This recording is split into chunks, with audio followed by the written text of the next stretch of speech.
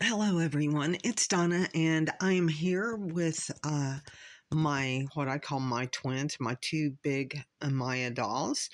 And I just wanted to kind of show, I call them my twins, but to me, they definitely have different attitudes, as you can see. These are, well, with the exception of this top, these are little outfits that I've made. I made the skirt and the bodysuit and her pants. These boots right here were some 18-inch doll boots that I ordered off of Etsy. They were really, really cute.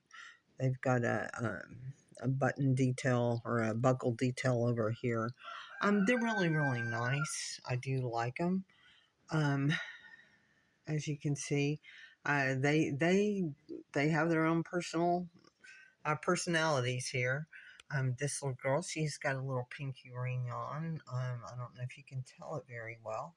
All it is a little jump ring. And then over here, I made her, excuse me, one of my racers is crowing. I made this girl a little charm bracelet, or I should say I'm in the process of making it. She's got a little ruby and a little owl.